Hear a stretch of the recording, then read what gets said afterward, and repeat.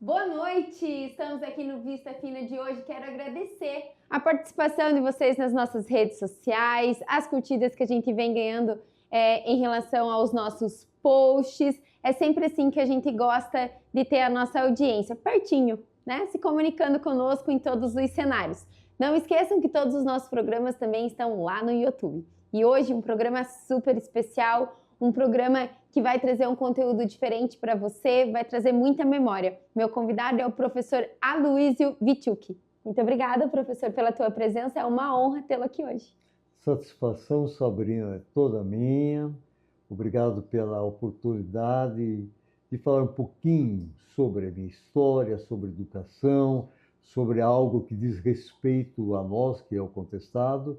Eu estou à sua disposição. Eu quero cumprimentar o público de casa. Boa noite, é isso? Boa noite!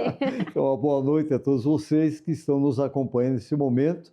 Enfim, estou à disposição para ser assim, metralhado. Tudo bem? Muito bom, muito bom. Professor, Oi. Conte para nós, da onde veio a vontade de ser professor? Uma profissão tão bela, tão nobre. Penso, Sabrina, que o meu avô, ele era professor, e professor no interior, inclusive na língua ucraniana, polonesa e brasileira, aquelas séries multisseriadas, e ele era agricultor também, tá? Isso por parte do meu pai, o meu avô Simão Witczuk. Por outro lado, a minha mãe também se tornou professora do SESI. Então a questão de ser um professor está no sangue. E, de repente, eu senti a necessidade de fazer um curso superior. Na ocasião, a única faculdade que nós tínhamos aqui é a antiga FAF, hoje Unespar. E como é que eu decidi pelo curso de História? A História sempre me chamou a atenção, como aluno. E sempre tive bons resultados em relação ao conhecimento da história. Eu optei por História. E aí vem a questão em relação, através do curso superior, você vai conquistar seu espaço.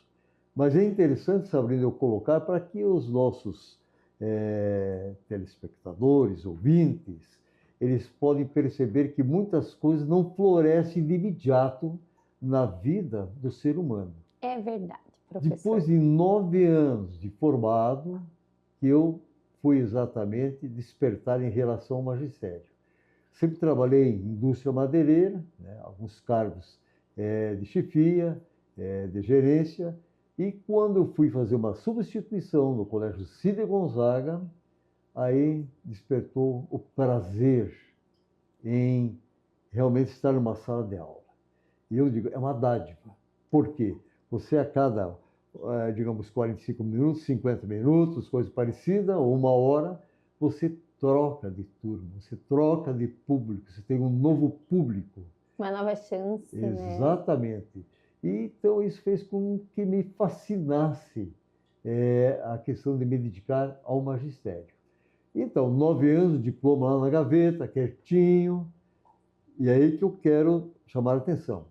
A importância de você ter um curso superior. Vai te legitimar naquilo que mesmo você não tenha aquele conhecimento, às vezes suficiente, necessário, em todas as profissões. A questão da vivência, a experiência é importantíssimo. Porque a minha experiência, conforme a aula que eu tinha que preparar, tinha que fazer o quê? Pesquisar, me inteirar no assunto. E sempre deixei meus alunos bem à vontade. Perguntem o que vocês quiserem, me coloquem contra a parede. Eu agradeço. Professor, por que isso? Claro, eu não sou perfeito, eu não sei tudo. E se eu não souber o que o senhor me perguntar, tenha certeza que na próxima aula eu vou trazer o assunto, vamos discutir e eu posso esclarecer, né, através de uma pesquisa este entendimento desse conteúdo. Então, nunca me preocupei, porque você sabe, nós, seres humanos, nós não agradamos a todos, e nós temos que saber conviver com aqueles que são simpáticos a você, aqueles que não são tão simpáticos, aqueles que vê um olhar de concorrência. Só que eu sempre tenho colocado, na educação não tem concorrência. Na educação tem algo a mais a somar. Por muitas vezes, professor, qual é o melhor professor de história? Eu citava nomes. Tá, mas e o senhor? Digo, eu não sei. É os outros que vão julgar. Tá, mas você está dizendo, falando dos outros? Porque assim eu vejo. Quando eu vi assim, um professor estar debruçado 3, 4, 5 livros sobre um assunto, preparando a aula, eu tenho que tirar realmente o boné, o chapéu, a boina, e dizer, esse merece meu respeito. Tá? Por quê? Porque está preparando a aula, está realmente pesquisando. E qual é o meu objetivo, como aquele que está construindo o conhecimento? Dar o máximo e reconhecer. Nós, seres humanos, nós temos falhas, limitações. E eu tenho colocado, sabendo o seguinte, o verdadeiro mestre é aquele que reconhece suas falhas, seus erros e suas limitações. Este mestre morre feliz. E assim, da mesma forma, só cresce o aluno que comunga desse pensamento. Não somos perfeitos. E a hora que nós reconhecemos nossas falhas, nossos erros, nós estamos dizendo que estamos aptos a crescer no conhecimento. Porque o arrogante, o prepotente, ele vai continuar dando murro em ponta de faca e não sai do lugar.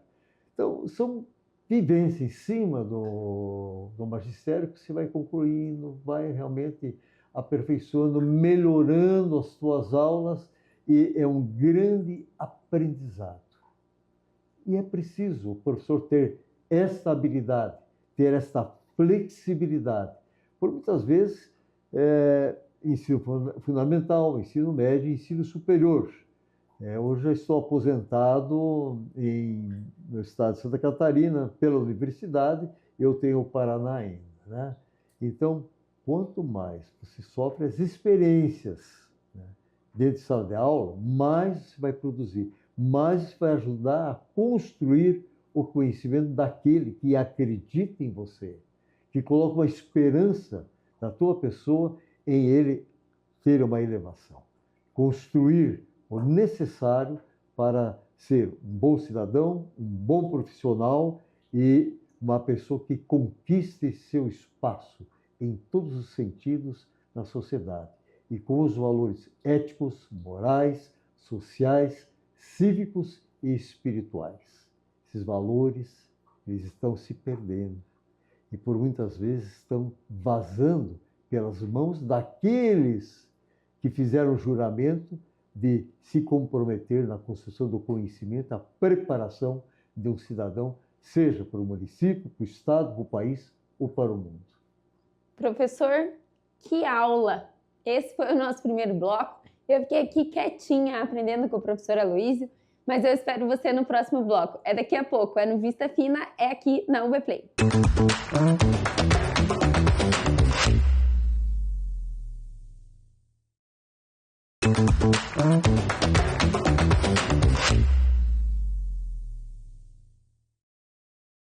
Voltamos no nosso segundo bloco e eu quero começar aqui, já que o nosso primeiro bloco foi falado sobre a educação, sobre a maestria de ser professor, os dilemas da docência.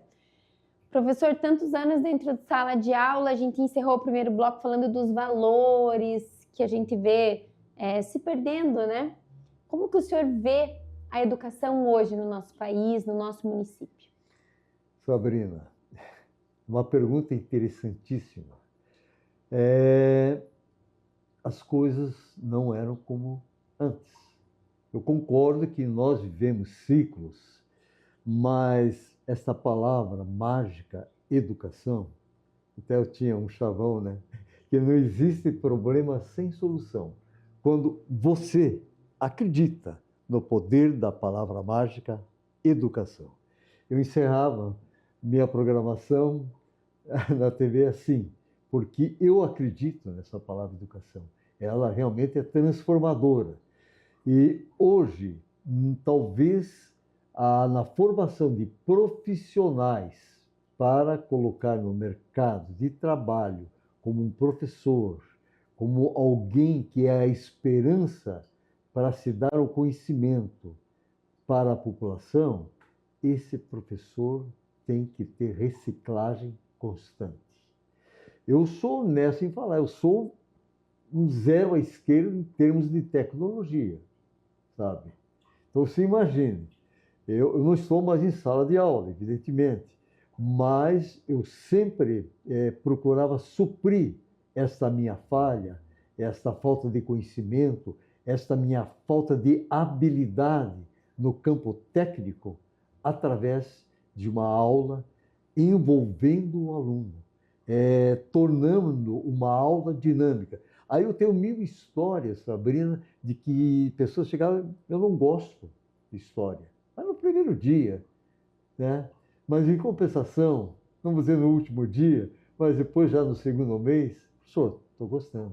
Eu tenho casos de gente adulta, inclusive pessoas que estão dentro do exército, estavam dentro do exército, e disse, puxa vida, primeiro momento de aula com esse cara vai ser um porre. Tá? Ele sempre me encontra, professor, não esqueço das aulas, eu fiz um julgamento precipitado.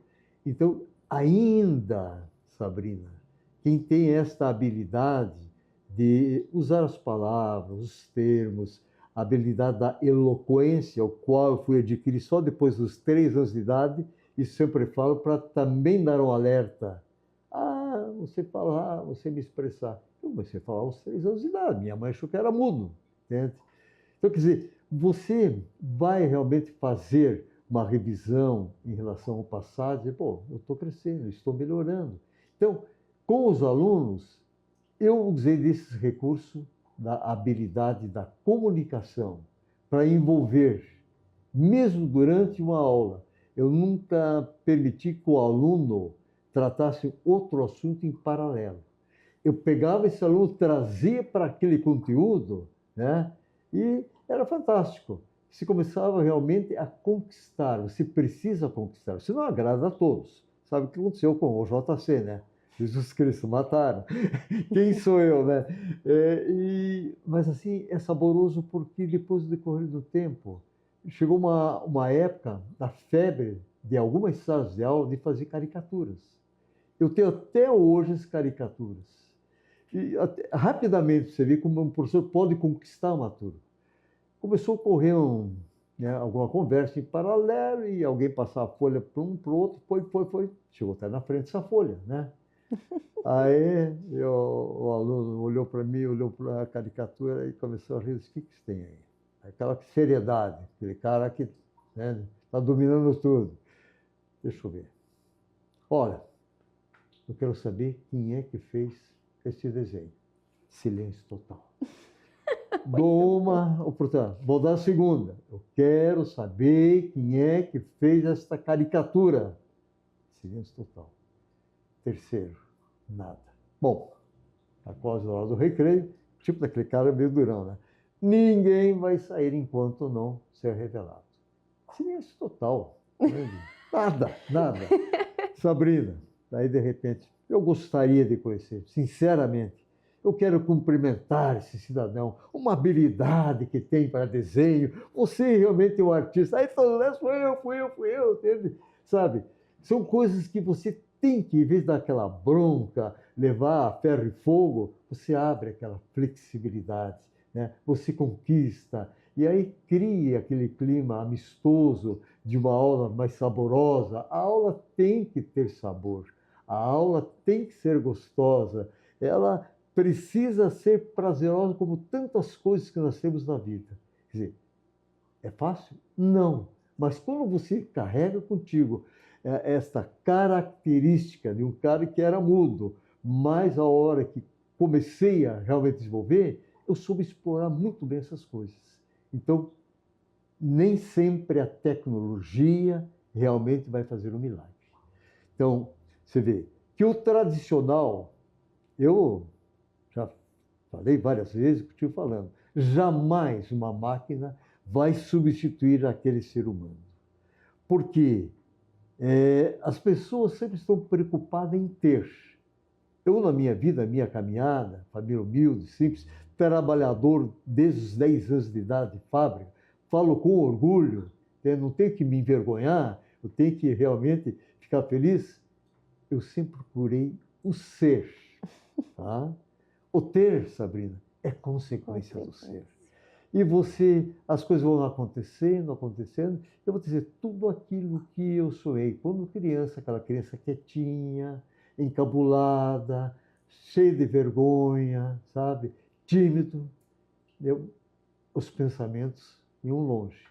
Eu sou uma pessoa muito feliz. Por quê? Eu consegui realizar muitos dos meus sonhos. Né? E quando criança, o que você pensa é o que você já é. Dê oportunidade de florescer, dê oportunidade de você desenvolver as suas habilidades, as suas competências. Descubra como você consegue vencer, quais são as ferramentas para você utilizar em uma sala de aula. Qual é o caminho, qual é o meio? Tudo é possível, tudo. Né? É aquilo que eu falo, essa palavra mágica, educação, ela transforma o ser. Não existe problema sem solução. A educação resolve. Tá? Mais uma rápida experiência para você ver o que é uma sala de aula. 40 alunos, vamos pegar, principalmente na universidade, que sempre é lotada a sala. O que eu faço? Eu faço a pergunta em cima da minha disciplina. Então, os caras assim, olha, pô, entendeu para aprender? O cara faz a pergunta. Tira a folha de papel, coloque teu nome. Que curso você está fazendo na universidade? Escreva, não sou doido, o que você sabe sobre o contestado? Olha, vou te dizer uma coisa, nunca vi falar, eu não moro aqui, sabe? Escreva o que você sabe. Eu não sei nada. Então escreva, não sei nada sobre o contestado. E aí o que eu entendo que é espetacular? Uma socialização. É 5 minutinhos para o cara escrever. Uma socialização com os 40 alunos. No final, né, do último aluno, aqueles que falaram antes já foram aprendendo, foram socializando com os demais. É uma riqueza, isso em qualquer assunto. E o aluno tem aquela mania, assim, Sabrina. Professor, vale nota? Claro que vale. Por que não vai valer? Aí o cara, mas eu escrevi que eu não sei nada. Vale porque você tem caráter. Você foi honesto com você mesmo. Eu tenho que considerar isso. É o valor dentro dos princípios éticos, morais, de reconhecer as suas limitações, sabe? Então, Sabrina, eu sempre falei para o aluno, eu não dou nota para ninguém. Quem produz a sua própria nota é o aluno.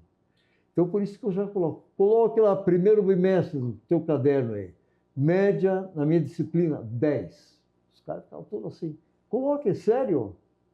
Mas, professor, coloque, eu quero acreditar em vocês. Agora, quem vai administrar esse 10 não sou eu, é você. São pequenas coisas que levam o aluno a reflexão, dizer, o que é que eu estou fazendo aqui? Qual é a finalidade de estar aqui? Essas provocações realmente devem ser feitas. É verdade. Fundamental, médio, superior, pós-graduação, porque as pessoas às vezes não têm consciência do valor desse tempo que é investido. Tá? Olha, não decora que eu vou mais hoje. Deu uns minutinhos?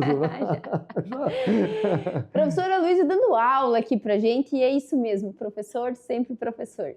Eu te espero no próximo bloco, onde a gente vai falar do contestado, porque eu aposto que tem muita gente, assim como eu, que precisa aprender sobre essa marcante história que a gente precisa estar sempre estimulando. É daqui a pouquinho, até já!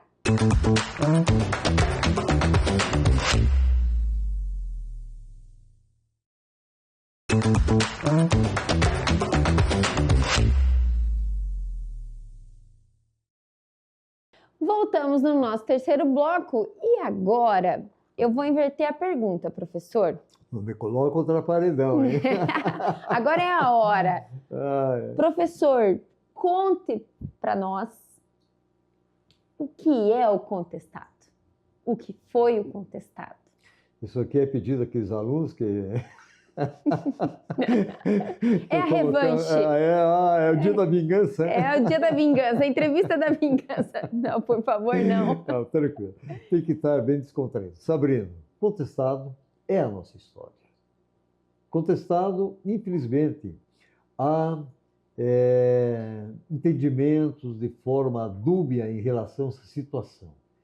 É algo que diz respeito à nossa região, o nosso povo, a nossa terra, que diz respeito à presença do capital internacional na nossa região, que diz respeito a uma dívida do Estado com aquelas pessoas que, de forma já assim abafatória, vou usar essa palavra aí, de abafar a vontade de alguém ter uma terra, a vontade de utilizar esse espaço de terra para criar seus filhos, sua família em si, dar o estudo, criar seus animais, plantar sua alimentação, colher o melhor fruto que tem na região normalmente, que é o pinhão, para engordar seus porcos. Tudo isso procurou ser abafado, dizendo assim, de forma pejorativa, os jagunços. Esse homem que morava em terras devolutas, terras pertencentes ao governo federal, que esse mesmo governo abriu espaço para a presença do capital internacional, mas com um bom propósito de fazer a ferrovia São Paulo-Rio Grande, para que ocorresse o desenvolvimento, o progresso. Mas por trás dessa proposta, nós tivemos lágrimas, morte, sofrimento, destruição e até foi utilizado pela primeira vez no Brasil o avião para combates. Nós temos uma história riquíssima e nós não damos o devido valor. Para você perceber o que é o contestado, há 11 anos atrás, eu estive na Universidade de Chicago, Estados Unidos. Meu filho foi para lá para fazer mais uma graduação, ele era formado em Relações Internacionais. Lá ele fez uma graduação voltada à tecnologia e terminou o mestrado em 21. E ele, vou dar uma dica aqui, você que tem sonho de ir para qualquer país, não dá para esquecer o seguinte, seja um voluntário, é um segredo. E ele entrou no voluntariado, e ele passou a conhecer as universidades e com a mostra de cinema. Uma brasileira, uma gaúcha, Ariane Feldman, ela se aposentou e quando ela soube que eu iria fazer uma palestra, né, ela ficou super interessada porque aqueles 50 anos do Brasil, né, da ditadura militar. E aí eu percorri 7 universidades com esse tipo de assunto, mas só para ver uma coisa puxa a outra. Mas o tal do professor Daim Borges viu meu filho, disse, você é brasileiro? Ele era o chefe da parte de estudos sociais. Meu filho, sim, eu sou brasileiro. Eu gosto muito do Brasil e admiro uma história belíssima que vocês têm, que é o contestado. Você estudou isso? Sim, eu estudei. Ele fez até a 8ª série de Santos Anjos, depois foi para o Colégio Santa Maria, em Curitiba, e, né, normal. Aí ele começou a falar um pouco mais, mas daí o professor daí disse, mas você conhece essa história? Eu conheço, mas como é que você pesquisou? Não, o meu pai dá essa disciplina na universidade. E se teu pai vem para cá, né, trabalhar com o curso de mestrado, dar uma palestra, e, sabe, eu fiquei super emocionado, por quê? Alguém que admira o Brasil, que sabe desse conflito social, que dá o devido valor, sem entender. Se eu, quando dou palestra sobre o contestado, eu não culpo ninguém e não deixo ninguém herói. Eu tenho o meu compromisso com o pouco do conhecimento que eu tenho. Eu tenho a obrigação do quê? De socializar esse conhecimento. Quem vai julgar? a própria pessoa que está construindo esse conhecimento. Eu tenho colegas, né, dentro da questão de historiadores, que eles defendem, mas com unhas e dentes um lado ou outro. Eu não estou fazendo propaganda, eu não estou pregando ideologia, eu estou tentando entender uma história que estagnou a questão do desenvolvimento para a população, aonde afetou a política, afetou a espiritualidade, afetou a economia, afetou o meio ambiente. Sabrina, eu lembro de Heródoto, quando diz assim, devemos estudar história para não repetirmos os erros do passado. Então, eu tenho esta missão. Eu não tenho que defender ideologias, eu tenho que defender aquilo que é melhor para o ser humano.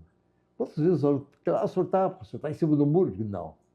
Estou ao lado da dignidade, da justiça, das condições de uma vida digna ao cidadão, dependente da situação econômica ou social, sabe? Então, o contestado esbarrou em tudo isso. Né? Eu fui lá, resultado, né? Fiz meu trabalho, de repente eu recebo um convite, através da Ariane Felder, essa senhora, para ir até o consulado, porque o doutor Paulo, que era o cônsul, ele já tinha sido embaixador também, queria conhecer essa história. Porque entre aqueles alunos tinha um aluno de doutorado que é funcionário dele, e chegou lá comentando. Sabrina, eu fiquei 45 minutos, a vice-cônsul estava junto, mais alguns funcionários lá, contando. E eu fui assim, sabe, bem tranquilo.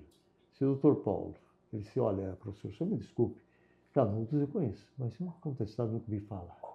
É aí que entra aquela minha pergunta. Só cresce na vida quem tem a capacidade de reconhecer suas falhas, seus erros e suas limitações. Ele sentiu a obrigação de conhecer essa história. Eu comecei bem tranquilo com ele. Professor, doutor Paulo, o senhor sabe quando o Brasil usou pela primeira vez o avião para combate? Não. O senhor sabe onde foi o primeiro acidente da aviação militar do Brasil e da América do Sul? Não. Aqui, não, Carneiro. E assim comecei. O senhor sabe que as 70% das casas dos Estados Unidos, na época do contestado, era madeira lá do Brasil? Madeira de lei, pinheiro, embuia. Eu percorri 7 universidades. Aquelas universidades, né, tudo de material, tijolo à vista, mas por dentro revestido com madeira. Que provavelmente é a madeira da nossa região. Então, e aí perguntei para ele, o senhor ouviu falar de um senhor que foi deputado por Nova York 2 vezes, chamado Percival Farquhar? Não. Esse é o homem, né, do grupo Farquhar, da Brazil Highway Company. Tá? Exatamente. A estrada de ferro, madeira, marmoré, feita exatamente por eles, pela Brazil Highway Company. E a Lumber Colonization, madeira, né, e colonização também. Pertencia a esse grupo forte. Onde o Percival via que dava dinheiro, estava lá presente, sabe? Então, Sabrina, essa é uma história maravilhosa, contestado. Tá? E com isso, a gente se apaixona e vê o valor e diz assim, eu preciso socializar essa história. Se as pessoas que não moram no Brasil dão o devido respeito, e por que nós não?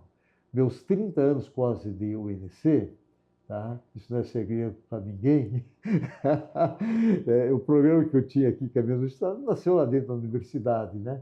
E eu fico muito feliz porque é uma disciplina que todos tinham que fazer, sabe? Então, é alguma coisa a ser aprender. Sabrina, é uma história rica, é belíssima. É uma história onde nós percebemos a presença do capital internacional lá na Praça do Contestado, que tem a Praça da Divisa. Lá tem uma placa escrita o seguinte: Contestado foi um cálice transbordado em sangue do soldado e do irmão sertanejo.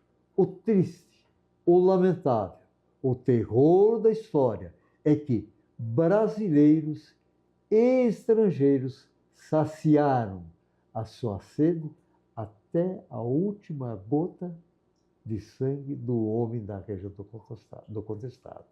Tal de professor Aloysio Witschuk, que escreveu lá isso. Tá? E vai conhecer o avião. Eu quero aqui agradecer muito ao grupo dos kirkianos, não vou mencionar o nome de ninguém, mas ali entrou pessoas de graduado do Exército para ajudar, um trabalho belíssimo. E aí eu lembrei do Kennedy, porque perguntavam para o Kennedy, presidente dos Estados Unidos, o que os Estados Unidos podia fazer pelo americano. E ele inverteu. Eu te pergunto, o que você, como cidadão americano, pode fazer para os Estados Unidos? E a partir dessa ideia, se reuniu esse grupo de abnegados, de kirkianos.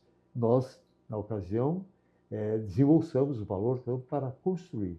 Agradecemos até hoje a indústria, o comércio, os abnegados, pessoas que doaram tantas coisas, tinta, tudo material, tá? Para que nós pudéssemos colocar. Foi o quê? Uma iniciativa da população de Porto Hernando Vitória, que nos confiaram, né? E ninguém construiu o avião ali. Só tinha nosso engenheiro, o Roberto Pedro Bom, que conhecia, não de avião, né? Mas era um engenheiro que é um grupo fantástico. Aqui daria alguns programas, né, professor? Com certeza. Né? Então, só dar umas pinceladas e a gente sabe, eu sou uma pessoa que entendo que não posso ter ódio, não posso ter raiva, não posso ter egoísmo e tenho o compromisso de socializar o pouco que eu sei com as pessoas interessadas. Professor, muito obrigada. Esse foi o Vista Fina de hoje, uma verdadeira aula com o professor Aloysio. Aloysio Witschuk. Eu agradeço muito o teu tempo, a tua história, o teu conhecimento e espero que o professor possa de continuar levando esse conhecimento para todas as pessoas, porque assim como lá nos Estados Unidos a nossa história foi valorizada, é importante que nós a valorizemos aqui.